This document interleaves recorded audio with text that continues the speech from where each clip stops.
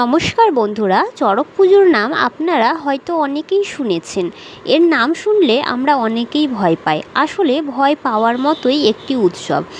আজকের এই ভিডিওতে জানাবো এই চড়ক পুজো সম্পর্কে বিস্তারিত তথ্য। চড়ক বাংলার এক প্রধান লোকোৎসব। দুই বাংলাতেই চৈত্র মাসের শেষে অনুষ্ঠিত হয় এই চড়ক পুজো। চৈত্র মাসে শিবের ভক্তরা ভোলানাথের উপাসনা করে থাকেন। হিন্দুদের শাস্ত্র ও লোকাচার অনুসারে এই দিনে স্নান, দান, ব্রত, উপবাস প্রভৃতি ক্রিয়াকর্মকে পুনর্জনক বলে মনে করা হয়। চড়ক কীভাবে শুরু হলো তা নিয়ে দ্বন্দ্ব আছে। গ্রামের লোককথায় বলা হয়, পরম শিবভক্ত বান রাজা যুদ্ধ করেছিলেন দ্বারকার অধিপতি তথা বিষ্ণুর অবতার ভগবান শ্রীকৃষ্ণের বিরুদ্ধে।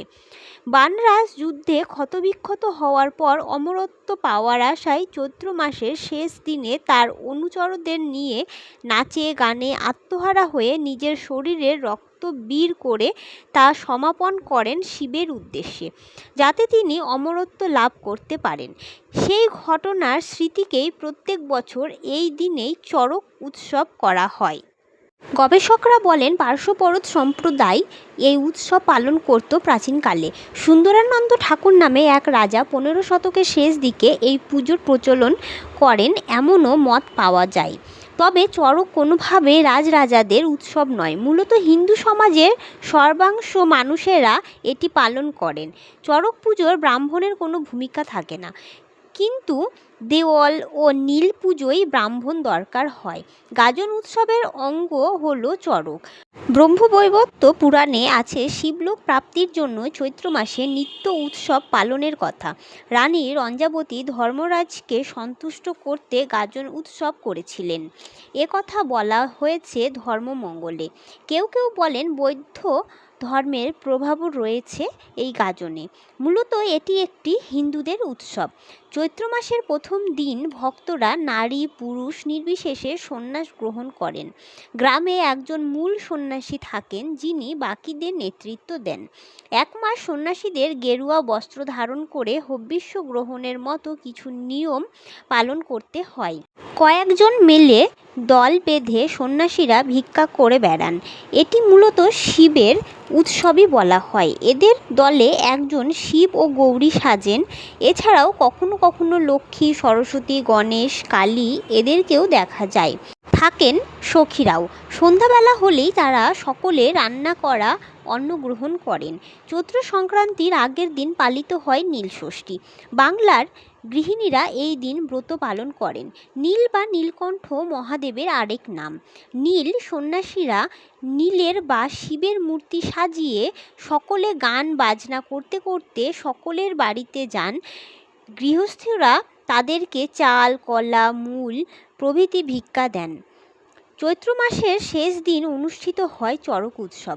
বৈশাখ মাসের কয়েকদিনও এই উৎসব চলে কোথাও কোথাও। চৈত্র মাসের 15 বা 17 দিন আগে থেকে শুরু হয় এই চড়কের প্রস্তুতি। চড়ক হচ্ছে একটি বিশাল গাছের কাণ্ড। এটি সারা বছর জলে ডুবোনো থাকে। চৈত্র সংক্রান্তির দিন ঢাক ঢোল পিটিয়ে জল থেকে তোলা হয় এটিকে। আবারও কিছু জায়গায় তোলা হয় আগের দিন। চড়ক গাছ পুজো করে মাটিতে সোজা করে পুঁতে দেওয়া হয়। আগায় বাঁধা হয় কাঠ। গাছটি মূলত শিবের প্রতীক আর পার্বতীর প্রতীক ভূমি। এই চড়কটি মূলত হচ্ছে শিব পার্বতীর মিলনের উৎসব। বেল কাঠ দিয়ে নির্মিত মহাদেবকে চৈত্র মাসের 15 দিন, 11 দিন, 7 দিন ও 3 দিন বা ওই দিনেই স্নান করিয়ে সিঁদুর ও সরিষার তেল মাখানো হয়। তারপর লাল কাপড়ে দিয়ে ভালোভাবে জড়ানো হয়। পরানো হয় আকন্দ, জবা, বেলি, গন্ধা ফুলের মালা সহ বেলপাতার তৈরি মালা। লাগানো হয় স্বর্ণের চোখ। তারপর বাড়ি বাড়ি ঘুরে সংগ্রহ করা হয় চাল, সবজি, ফল, বাতাসা আর টাকা। চড়ক গাছের ক্ষেত্রে আগের দিন চড়ক গাছটিকে ধুয়ে মুছে তৈরি করে রাখা হয়। একটি জল ভরা পাত্রে শিবলিঙ্গ রাখা হয়, যাকে সবাই বলে বুড়ো শিব। এই সময় সন্ন্যাসীরা নিজের শরীর বড়শিতে গেঁথে চড়ক গাছে ঝুলে ঘুরতে থাকেন। আবার সন্ন্যাসী লাভের আশায় শিশু সন্তানকে শূন্যে তুলে দেন। অভিভাবকেরা। সন্ন্যাসীরা ঘুরতে ঘুরতে কখনো কখনো শিশুদের মাথায় হাত দিয়ে আশীর্বাদও করেন।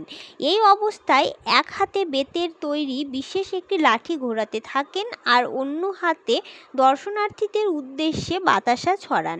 এই ঝুলন্ত সন্ন্যাসীদের বিশ্বাস, জগতে যারা শিব ঠাকুরের সন্তুষ্টি লাভের জন্য স্বেচ্ছায় এত কঠিন আরাধনার পথ বেছে নিয়েছেন, বিনিময়ে পরলোকে শিব ঠাকুর তাদের স্বর্গে যাওয়ার পথ সুগম করে দেবে। চড়ক পুজোয় আরও কিছু অংশ হলো কুমিরের পুজো, জ্বলন্ত আগুনের ওপর হাঁটা, বান ফোড়া, কাটা আর ছুরির ওপর লাফানো প্রভৃতি। চড়ক পুজোর শেষে উপবাস ভাঙেন সন্ন্যাসীরা। ব্রিটিশ সরকার আইন করে চড়ক পুজো বন্ধ করে দিয়েছিলেন। তার সত্ত্বেও বাংলার নানা প্রান্তে এই উৎসব হয়ে থাকে এখনও। চড়ক পুজোর উপলক্ষে মেলাও বসে অনেক জায়গায়। চড়ক পুজো সম্পর্কে আমার জানা কিছু তথ্য আপনাদের সঙ্গে শেয়ার করলাম। ভিডিওটি ভালো লাগলে পাশে থাকবেন।